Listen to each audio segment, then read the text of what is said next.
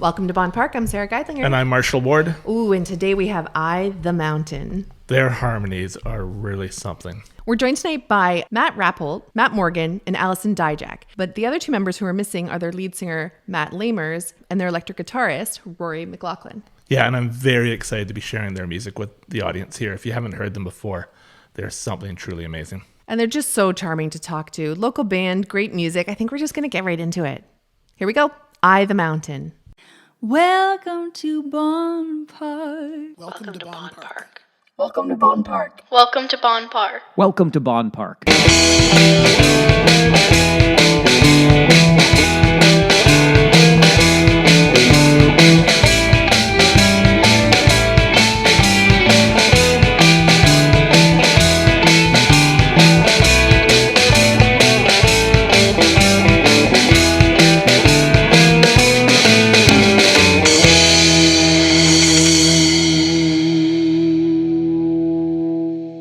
Do you enjoy Bonn Park podcast? If so, we would really appreciate it if you Leave a review. like, rate, subscribe, but most importantly, Share directly from the platforms. with your family and friends. That's the best way to get the word out to everybody, and more people will get to see our show that way. So click those like buttons and share our show. Thank you. Thanks. On with the show. This is it.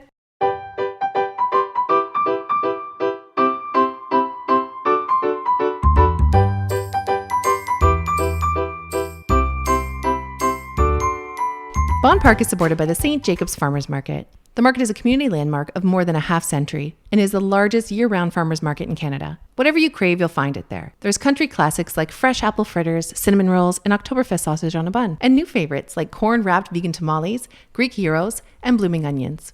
With almost 300 food and artisan vendors on site, there's something for everyone, and it makes for a great day trip with family or friends. The St. Jacobs Market is open Tuesdays, Thursdays, and Saturdays during the summer. Stay up to date on hours and events by following the St. Jacobs Farmers Market on Facebook, Instagram, or at stjacobsmarket.com. And here's a word from Summer. I love going to the market with my family. There's so much to see and do. I love trying all the different foods, and it's a great tradition for our family.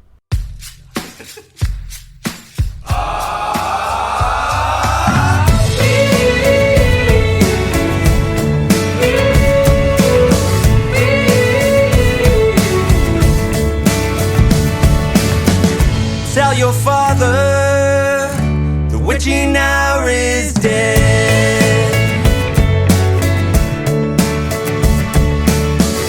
I woke up restless, watching the time slip away. And the seas are getting rough, and it is getting harder to see your face.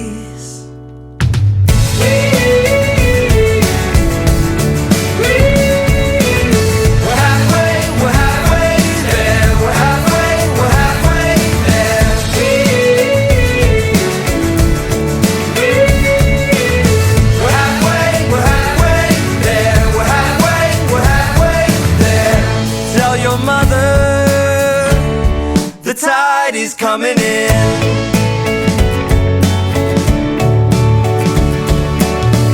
I'm walking sleepless, pushing through the storm ahead. And the seas are getting rough, and it is getting harder to see your face.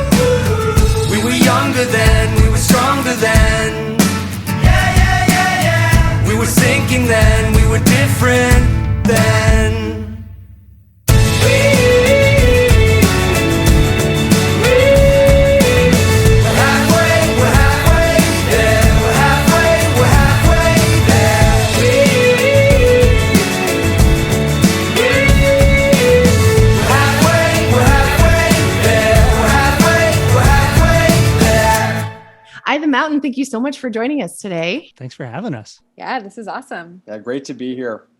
So we just heard The Boat, beautiful song. So yeah, that was our first single as a new and reinvigorated band.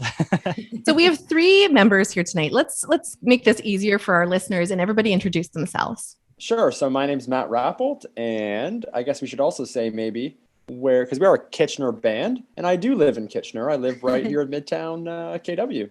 I'm Allison Dijak, and also in Kitchener. I guess we should say what we play too. I play the piano and keyboards in the band. And I play drums and percussion. And our honorary Kitchener member.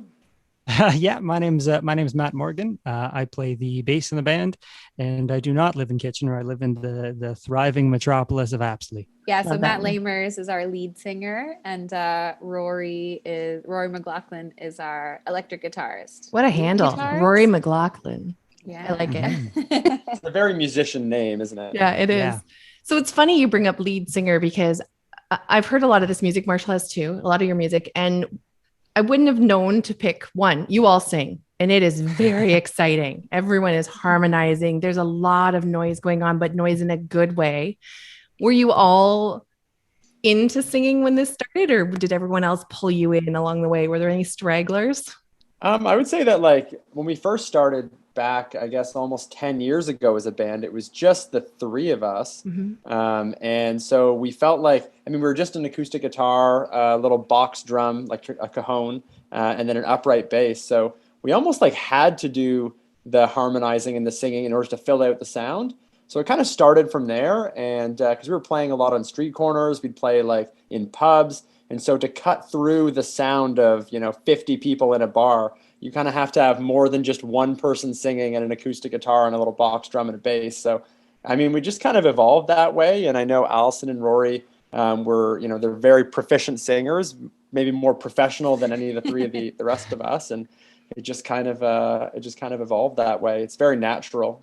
Mm-hmm. Yeah, we all love singing. Like we're always kind of really excited to get to that part of songwriting when it's like, okay, now what harmonies are we going to have? What vocal parts are we going to like layer in and add in here? So it's been really fun. Vocals are always like one of the best part of recording and songwriting personally for me. So yeah, we always all want to kind of get in there.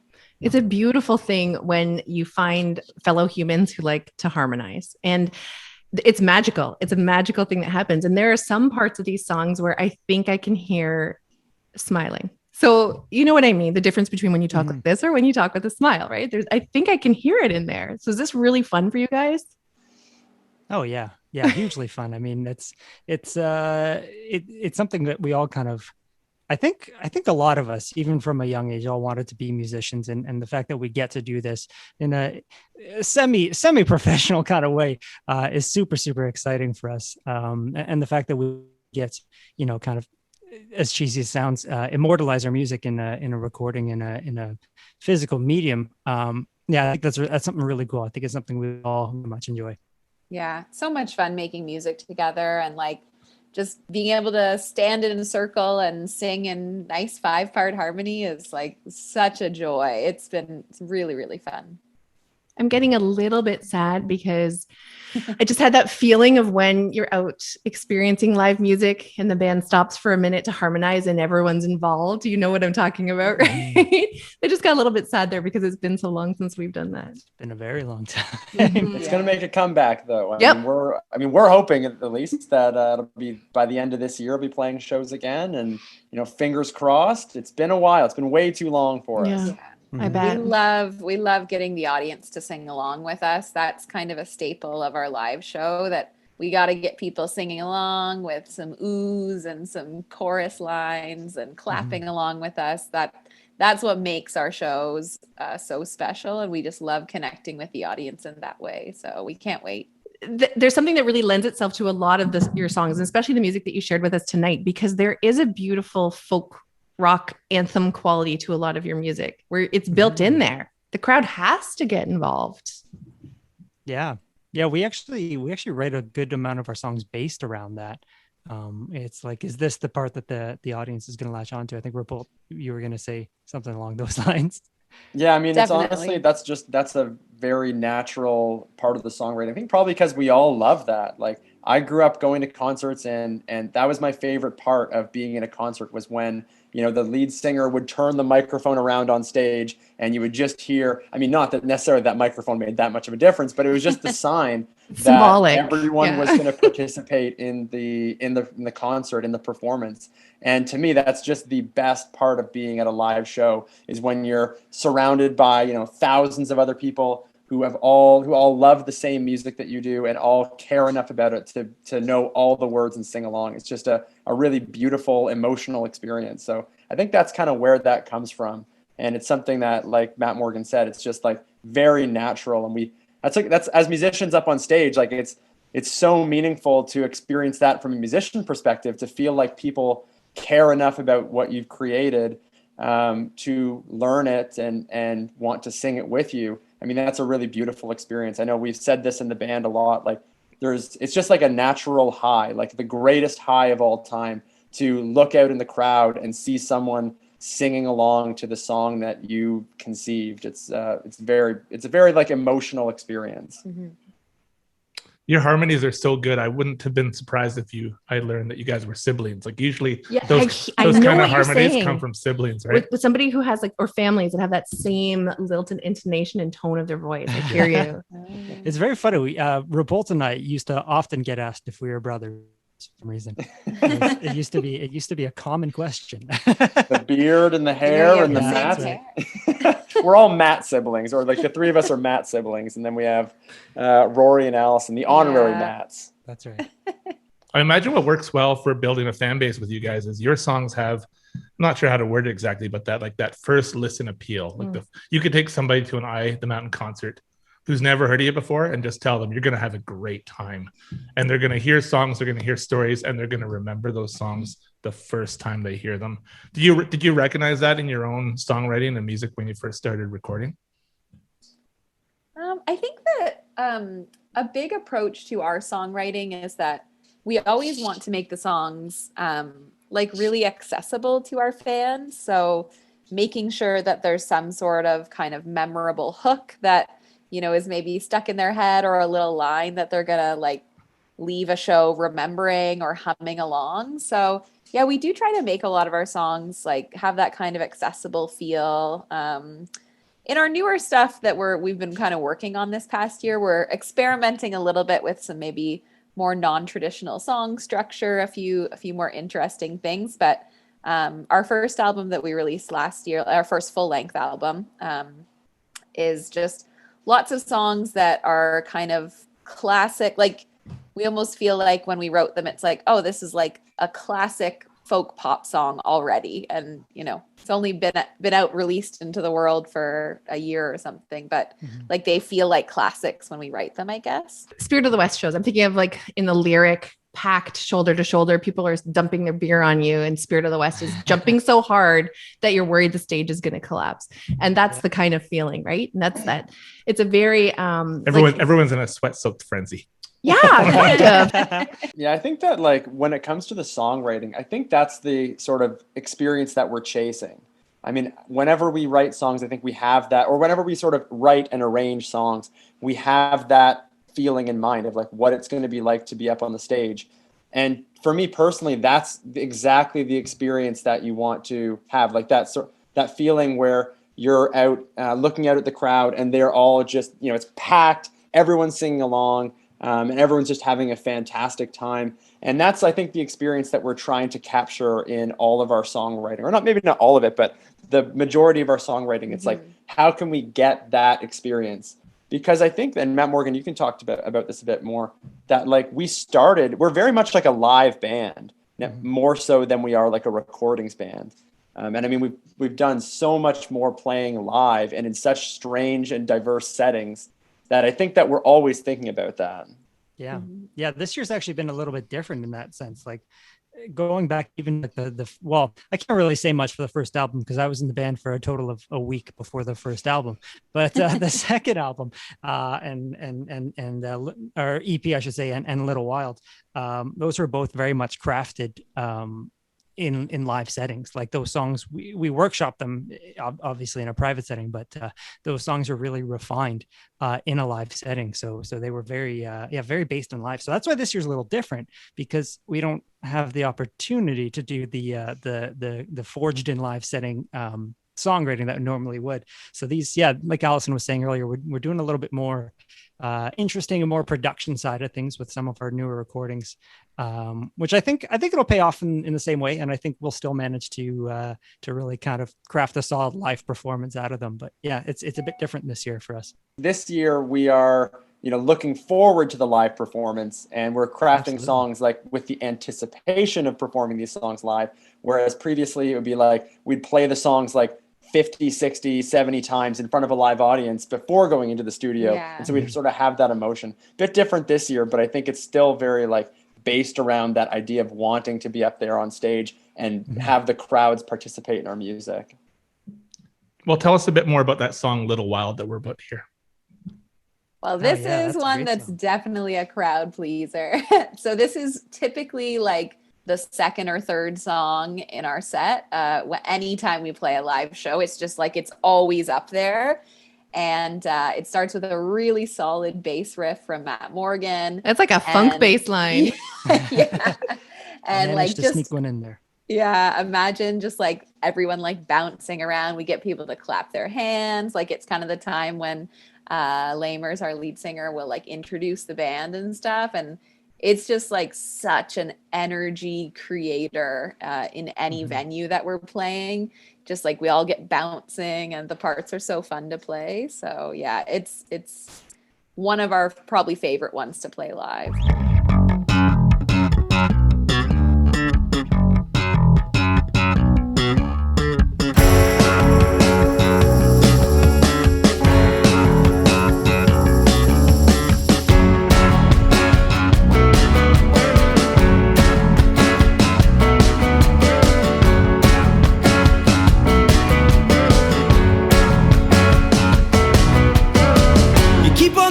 I can't stand the sound. I was born to be a little wild. You keep on talking, I'm not coming around. I was born to be a little wild. I've been working all day. I've been working all night long. I've been working all day.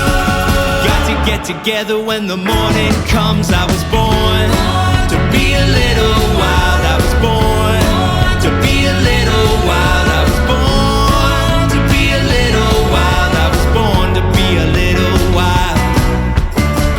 Times are changing, I don't want you to change. I was born to be a little wild.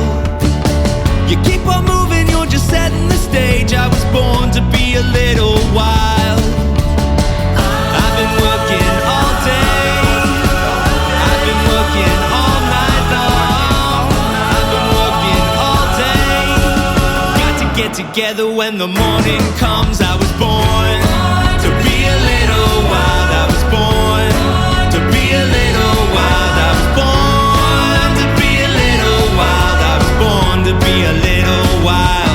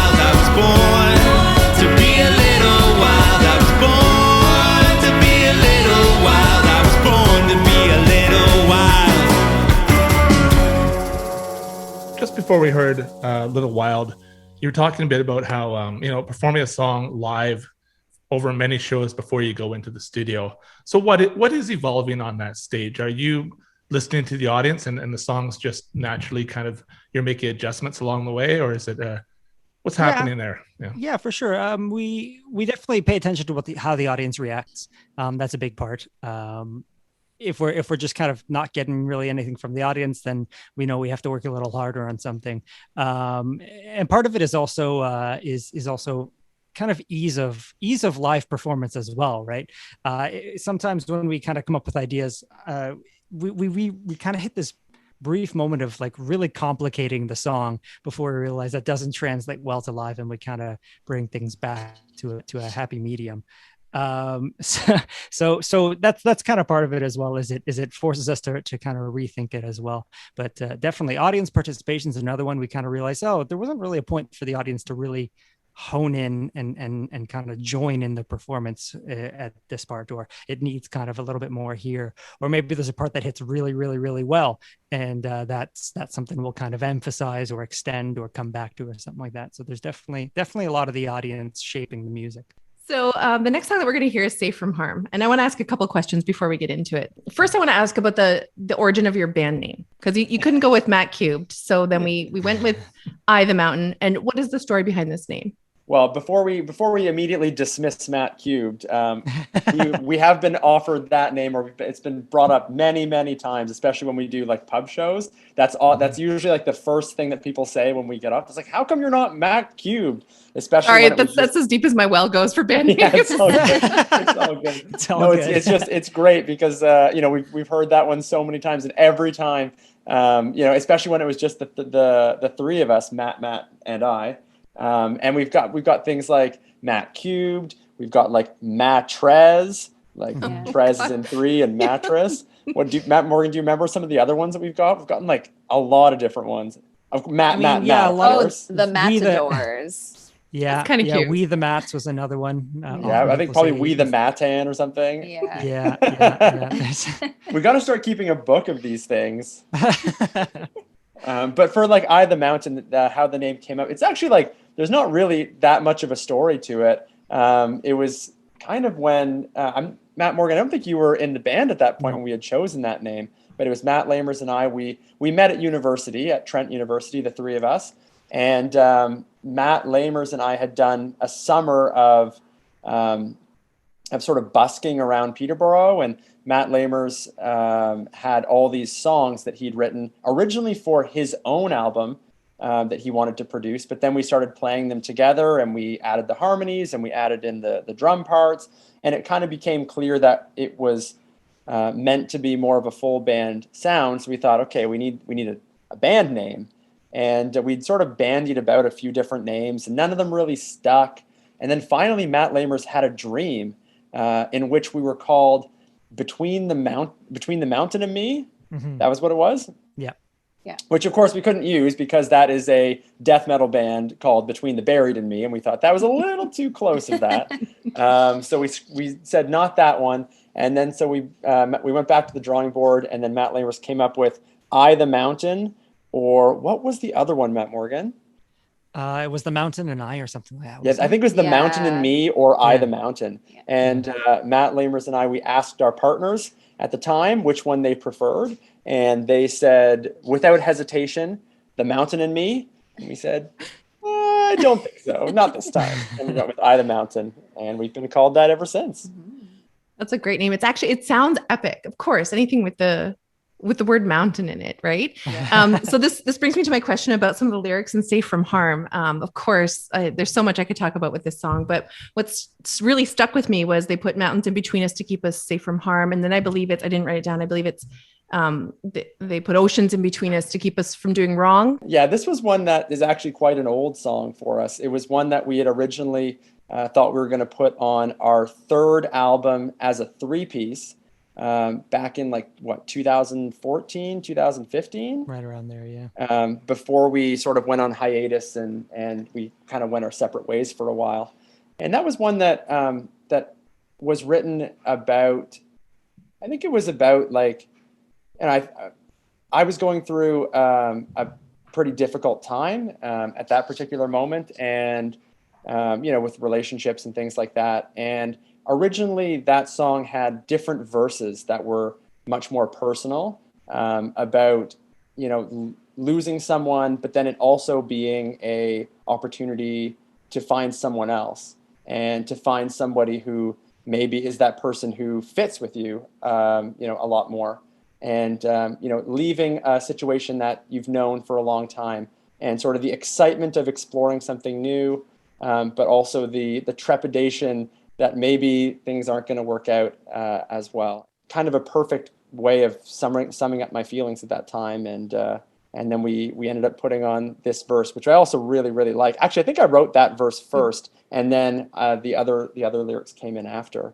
But yeah, I don't know, that song, the chorus just sort of materialized. Sometimes that happens. It just sort of like shows up, and you think, wow, I wonder where that came from.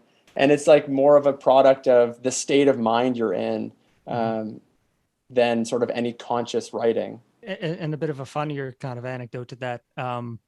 I realized, like, shockingly long into that song, I'd been singing the wrong words for the chorus, because we never write stuff down. It's all just we say it. And I thought the chorus was paper mountains in between us instead of they put mountains. So I realized shockingly long into playing that song that I was singing the wrong words. And that happens all the time with us because we don't write words down. So there's sometimes Lamers, he brings up songs, and then I'm like, that's definitely this, right? Mm-hmm. And then like later on, he's like, actually, it's like in the recording process, I'm like, are you singing the right words? And like, I haven't been singing the right words when we played it.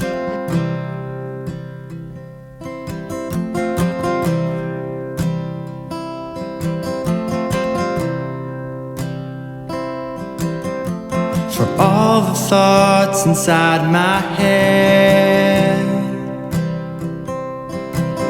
I'm an architect to things unsaid. As silence pushes up again, the brittle walls around this bed.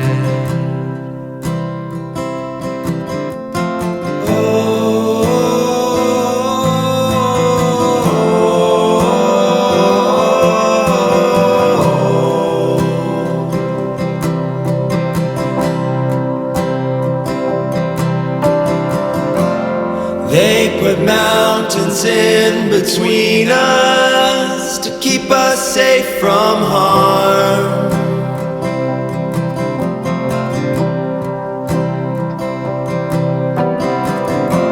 Seven oceans in between us to keep us from doing wrong.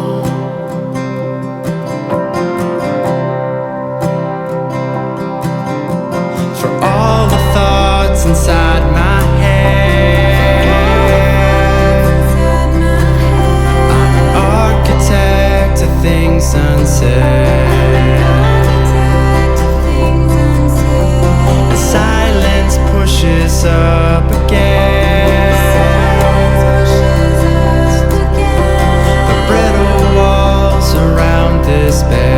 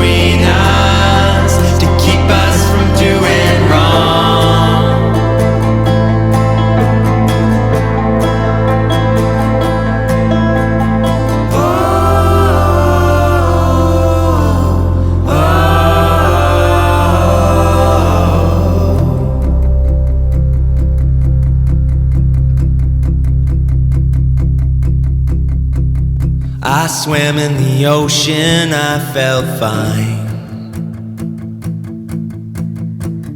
I swam in the ocean, I felt fine. I swam in the ocean, I felt fine.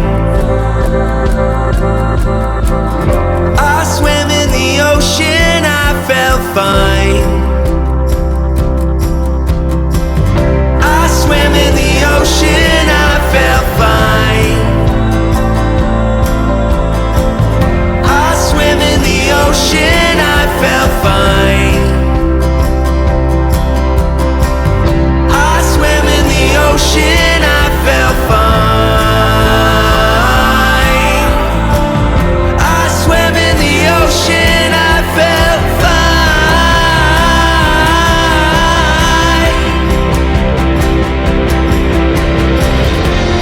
They put mountains in between us to keep us safe from harm.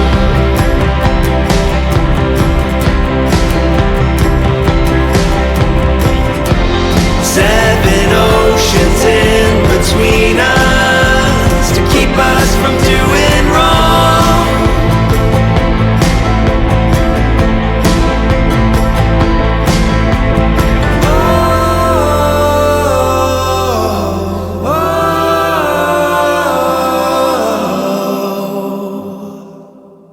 Sarah, let's take a moment and hear from our sponsor. Marshall, let's talk about Ray at Sunny Side Up. Yeah, Ray is such a cool, down-to-earth guy. I just love his vibe, and you can just feel his creativity throughout his entire booth at the market. I'd never met Ray before we stopped in a little while back, but it was like meeting up with an old friend. He's just such a wonderful soul. My name is Ray Anderson. My business name is Sunny Side Up Crafts. What I really found interesting was Ray's story of how he got started. Sunny Side Up started back in 1974. Before the business started, I was a young hippie living in a commune in downtown Kitchener, working on government grants in the summertime to teach kids in group homes different crafts and stuff. I was doing a little bit of leather work, and it sort of got started from that. Ray and Brenda Anderson have been making quality sheepskin and leather goods since 1974.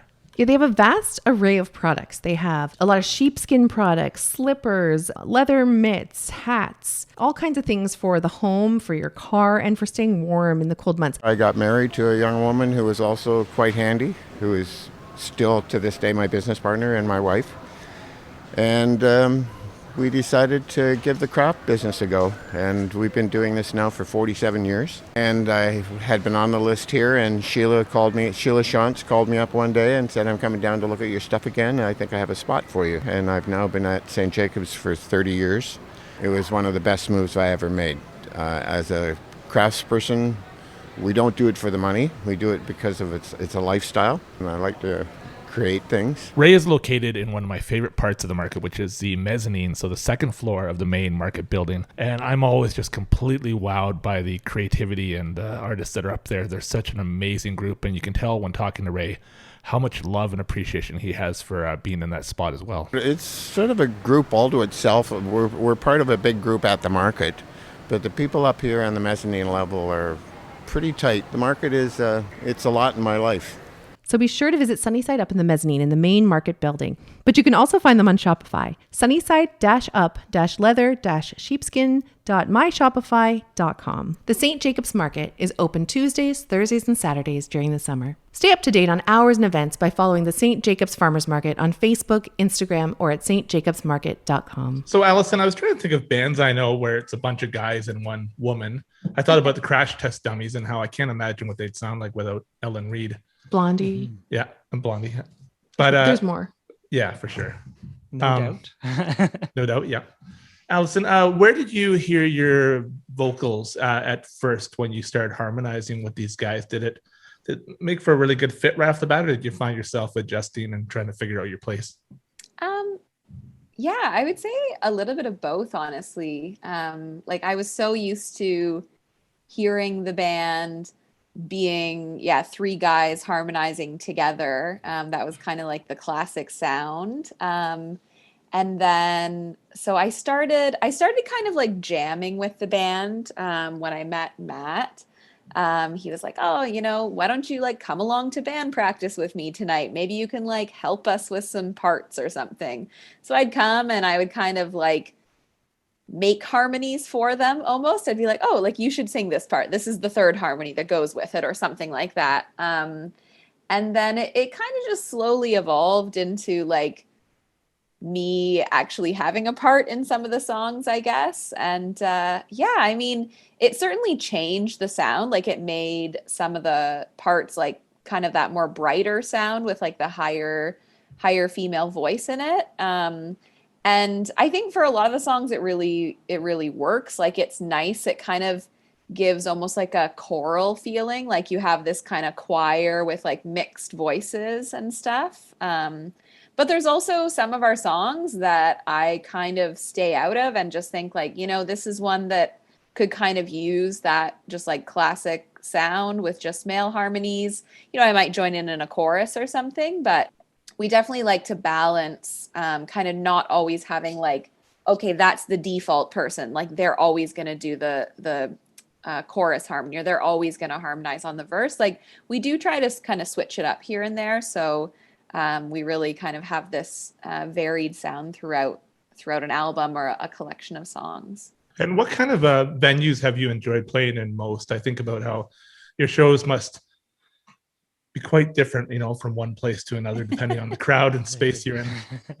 Definitely. Favorite venue, or one of our favorite venues, rest in peace, the Stinkin' Rose pub in Campbellford, Ontario, which is now that little pub. It's still a pub, just different ownership, different name. But that is like, it's like a tiny little, like it's about what, maybe 15 feet, or 50, can't be 15, like 20 feet square. Like it's super, super small. And there was always like, you know, you get 20, 30 people in there and it feels completely full, kind of like what you're talking about, you know, shoulder to shoulder, elbow to elbow, and people singing along. Everyone's there for a good time to hear the band. This is like every Friday night they come to the pub and sing along with whatever band is there. And, you know, sometimes you'd have dancing and, you know, occasionally they'd give us a free beer, which is always nice. And they had like an acoustic piano in the corner of the room, which was always really lovely. And well, it's so small that sometimes we even would sing or perform unplugged there. I don't think we've ever used microphones. There isn't really room for like a huge PA system. So usually we just sing, acoustic, and it's super fun because it's just like, feels like a really genuine performance every time we're there. It feels like someone's living room. Yeah. And because you're amplifying yourselves just that little bit higher, playing unplugged or acoustic, is that bringing the energy up also? Oh, definitely. Yeah. You have to like project a lot more to make sure everyone can hear you properly and stuff. And it just makes you sing harder and like kind of enjoy it a little bit more. Really, really fun. Yeah. I can't wait to go back to Campbellford. It's like, what a great little town that we just love going to. It's really, really fun. I think that sounds like a song right there. Very Canadian a song. Yeah. Well, Matt Morgan, what one, is there a venue that sticks out for you? I mean, it's another rest in peace one, but the Spill in Peterborough was always a very important venue to us when we were starting out. That's where a lot of Peterborough musicians kind of cut their teeth on playing the shows, and that was where we regularly played. We do several shows there. I'd say probably almost once a month there at a certain point. At least, if not more than that. Yeah, it was a great little venue, but that one's unfortunately gone. Another nice venue that we've played at recently is the Cameron House in Toronto. It's small enough that like people again just get packed in there, but it feels big enough that it feels like a big deal. That's another really good one. Honestly though, I think one of the favorite venues we played was that tiny little church when we were out east. That's what I was going to say. Yeah. That's mine. when we did our East Coast tour in September of 2019, I guess it was. Yeah. We played this very small church, or I guess it used to be a church. It's not a church anymore. Please tell me it was converted into a bar. Yes. No, I know. That would be cool. It was just like a community like concert venue. I don't even know if it was a church. I thought it was like the town hall or something. Maybe. But it was, just like classic one room. There was a very tiny like kitchen thing in the back that clearly ladies would have made little sandwiches for various events back there. And they had a stage and just like plastic chairs set up, and people could like, I think people could like bring their own drinks and stuff. It was in a very, very small town in New Brunswick called Elgin. Parkendale. No, well, the town was called Elgin, I think. Was it? But it's called Parkendale Hall is the place, and it's beautiful. If you look at pictures, it's a really lovely place. The acoustics were amazing. Like singing those harmonies in that venue was pretty epic. It was another one of those venues where it was just the thing people did on a Friday night or Saturday night. You know, in smaller towns, like sometimes those can be just fantastic shows because people just come out to have a great time. They're coming ready. And exactly. And they think, you know what, I don't know who's going to be at the pub. I know there's going to be music there. I'm going to come and dance and sing, and this is going to be the Friday night. And those can be sometimes the best shows. And we've been lucky enough to have like a number of those on our East Coast tour, which was fantastic. And then also, you know, here in Ontario as well. What's that time like after a show when you're not on your home turf, but you're out in Eastern Canada and you've played a show, and then afterwards you want to sell some CDs and maybe some shirts, and what's that period of time like right after a show to talk to fans? It's really cool. I know it's kind of really succinct, but it's really cool. You know, you've just had people who have come out to the show and you know, you've tried your best, and they obviously liked it enough that now they're sticking around and want to reward you with their hard-earned money and all that. And you know, it's really cool for us because then we get to hear what people liked and didn't like, and like we've mentioned a few times, that's a very important part of our songwriting process. It brings me back to like when I used to volunteer at this at Peterborough Music Fest, and you know, after everyone had gone home, and you get a chance to talk to the musicians and all that kind of stuff, and ask them about the show. And it was kind of like, even though you had literally just, you know, seen them right there on the stage, it was like you're meeting someone that was like, oh, this is a stage musician. You know, it's really cool. It's kind of neat to be on the other end of that, to have people kind of talk about how it's really great and they enjoy the music and all that. Sometimes they have like really interesting connections too, or like why they came to the show, or like a connection with a song we did or a story we told. Like we actually had a fan that saw us out east. She like came to one of the shows in Nova Scotia. We played at a bar in Halifax. She came to that show, like kind of chatted with us briefly. And then like a month later, we played a show in Toronto, and she came to that Toronto show because she was from Toronto, but she happened to be in Halifax when we were there. So she came up to us after. She's like, hi, I don't know if you remember me, but like I was at your Halifax show, and then I saw you're playing here. And I just like freaked out because I felt like, oh my gosh, this girl like is, you know, she actually liked our music enough to come back and find us. I think I gave her a big hug, and it was so cool. Oh, do you remember hugging strangers? I miss it. know. I'm sorry, world. I'm a hugger. It was great, but I thought that Seems it's so just long so ago. neat. Like I love when people come up and they have these little connections with you that you just almost can't imagine that someone would have that connection in that way, or like want to share a certain story with you or something. It's so cool. Well, do you guys remember the time our first or second show on that East Coast tour, we played in Kingston at an afternoon show at Spearhead Brewing, where there was like 5 people in the audience. It was actually a great show because I think they like gave us a bunch of beer. Gave us a lot of That's beer. always a good Amazing. show. And the sound quality was really good. And like when there's no one in the crowd, you can just sort of like have fun and mess around with stuff, and it's fun in its own way. But there was someone listening who really enjoyed our stuff, and then she talked to us and said, I'm going to let her nephew or son know in Ottawa so that they can show up to the show in Ottawa. And we thought like, all right, sure. Like, how kind of what, you. like, yeah, exactly. Like, what are the chances that A, you're going to do it, B, like they're actually going to show up? But sure enough, we played like 3 or 4 nights later in Ottawa at this venue called Prest. And there they were. They chatted with us after, and the one guy was like, "Oh yeah, he brought like 5 of his friends too. Like, they were so nice." My aunt said I had to come out to the show. And it's like, this is so cool. That's a good aunt. Yeah.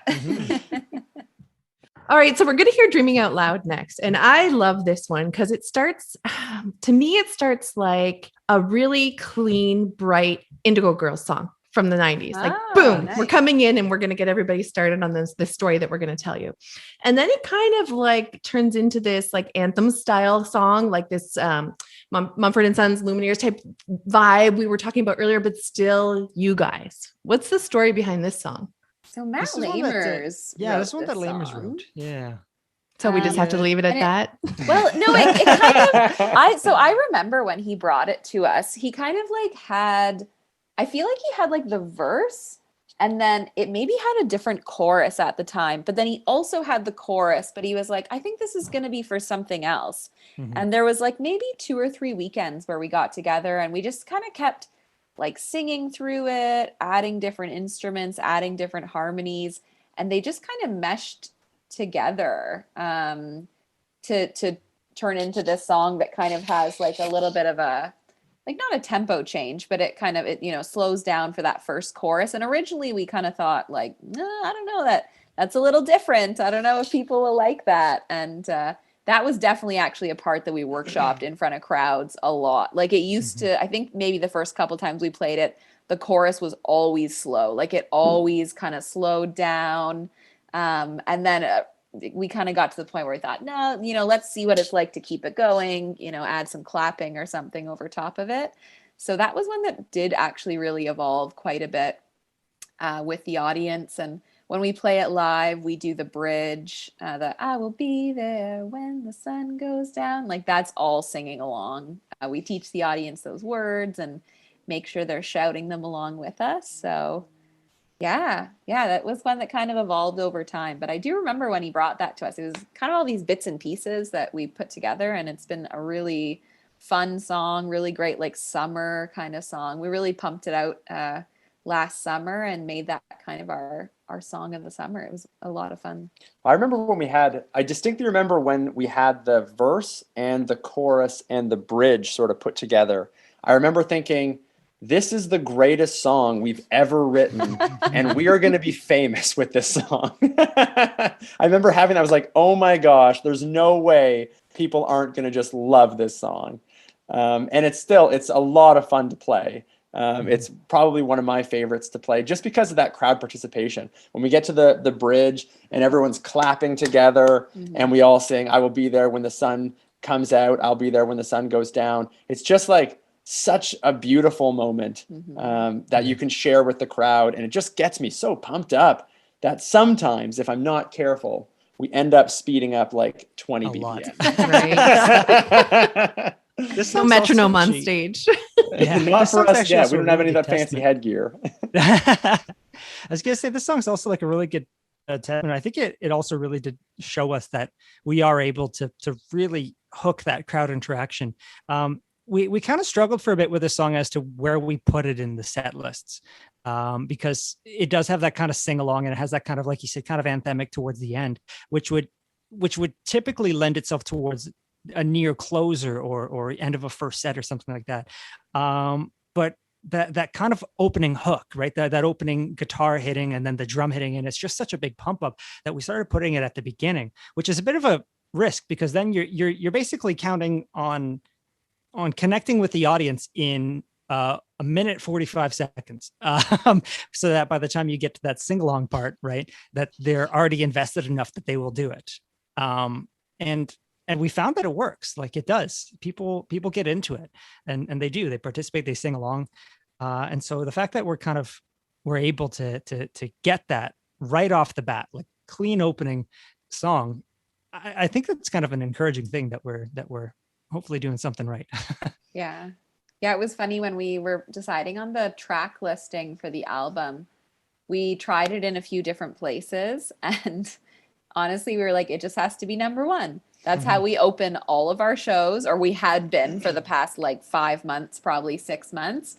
So we're like, well, it has to open the album as well, because that's just the natural progression of listening to Eye the Mountain, I suppose, in a live or a recorded setting. So.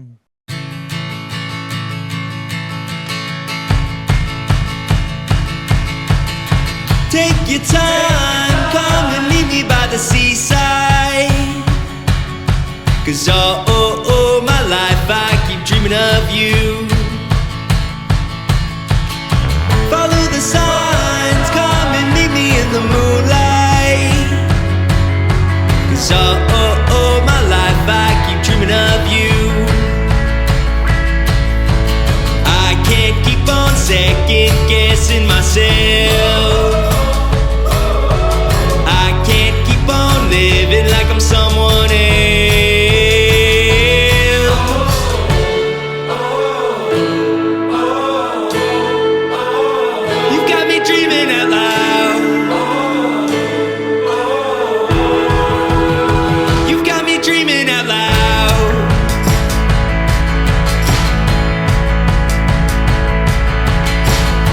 your time, come and meet me by the hillside.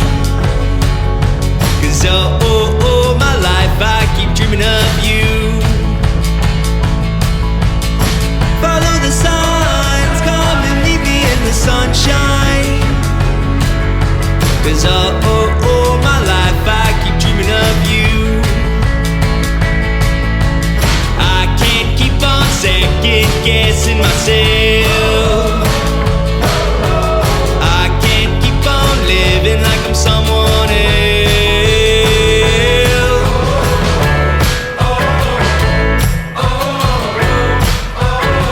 You've got me dreaming out loud. You've got me dreaming out loud.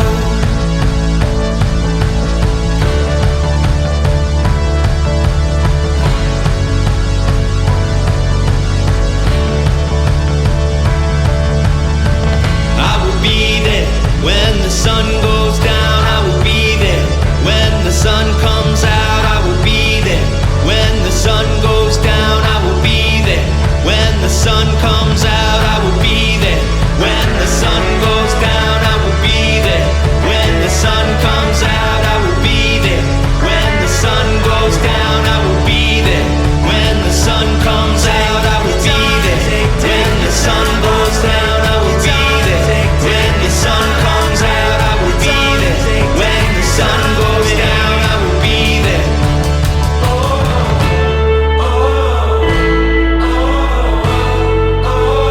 You've got me dreaming out loud. You've got me dreaming out loud. You've got me dreaming out loud. You've got me dreaming out loud.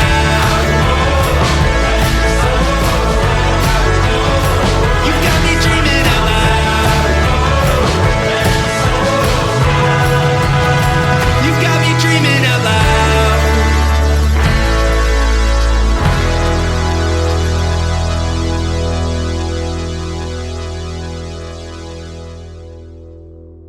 Does Matt Morgan know he shares a name with a professional wrestler named the Blueprint, Matt Morgan? Yes. Yeah. Because in high school, you'd always Google yourself. And there was a professional wrestler, there was a professional magician, and a professional photographer. So I said, well, that's it for me. I'll never make it. I think it's so fun. I had to think, did I Google myself in high school? But Google wasn't a thing.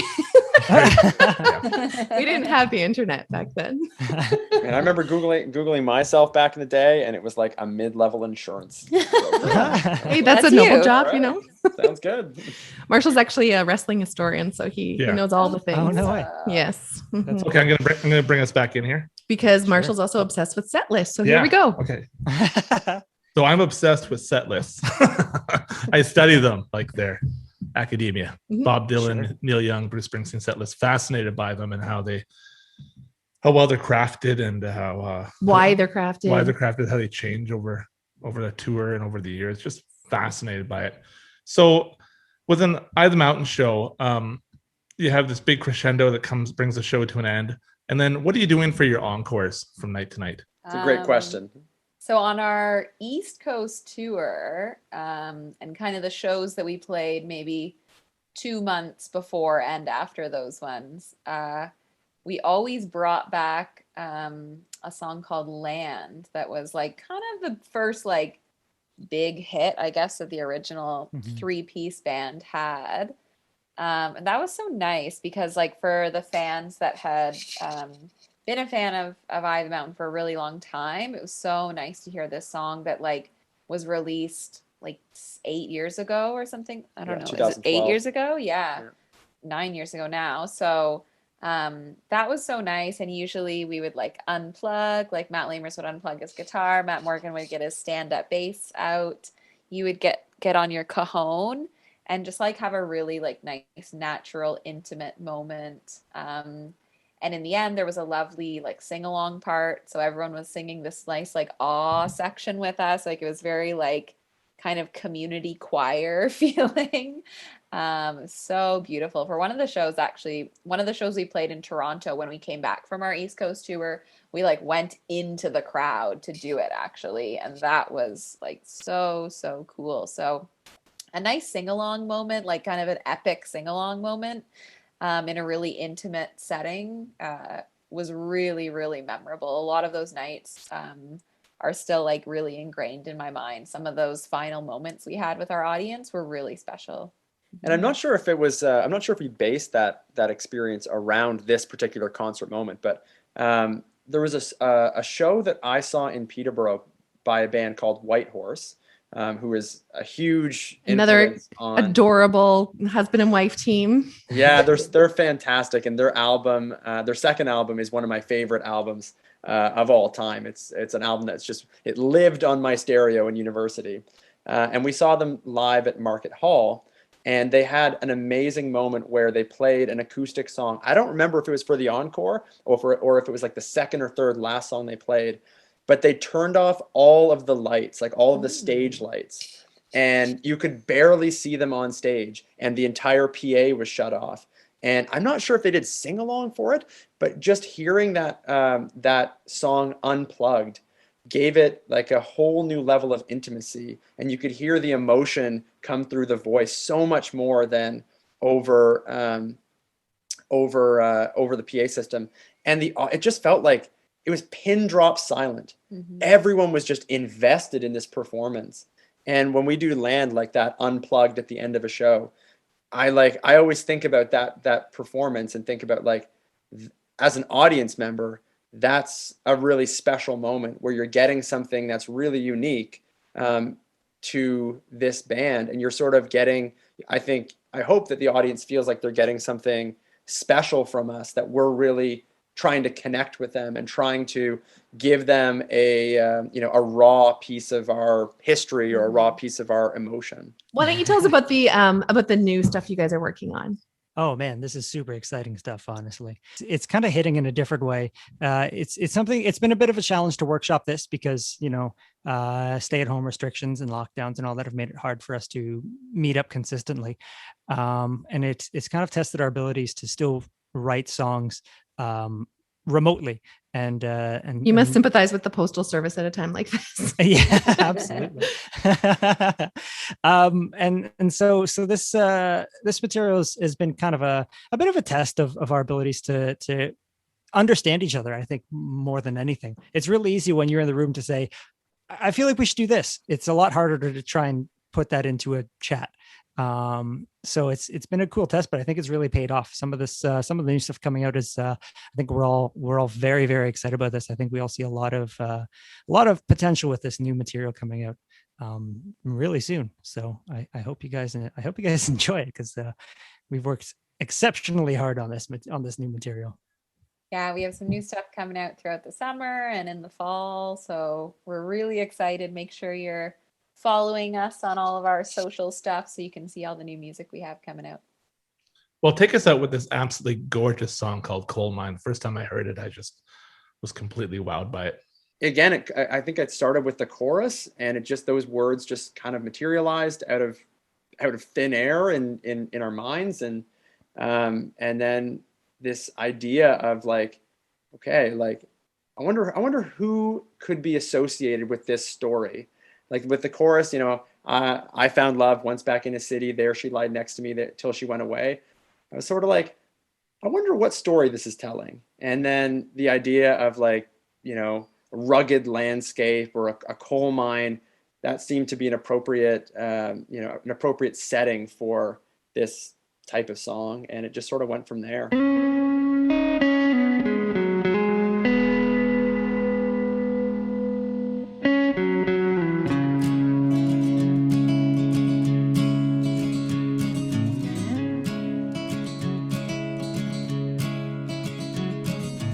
Oh, the blue skies over coal mines keep me digging down. Oh, the blue skies cover my mind, put me in the ground. Oh, put me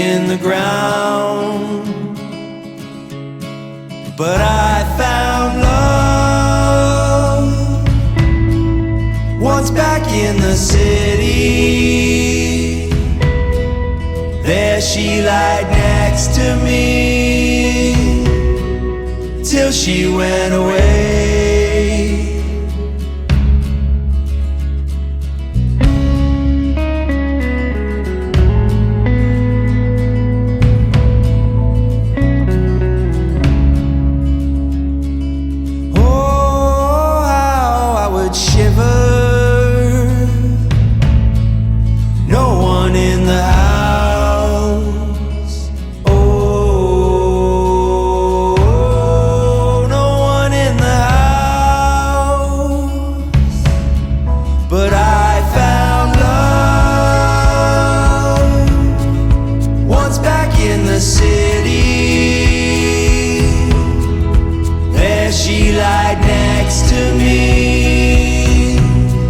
Until she went away, and I found God waiting by the window, waiting on his light to come take me away.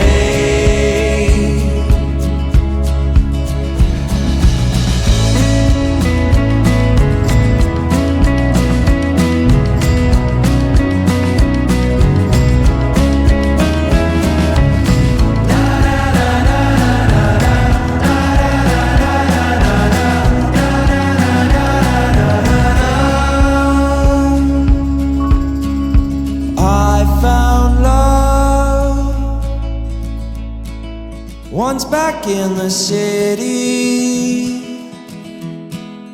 there she lied next to me till she went away. I found God waiting by the window, waiting on his light to come take me away.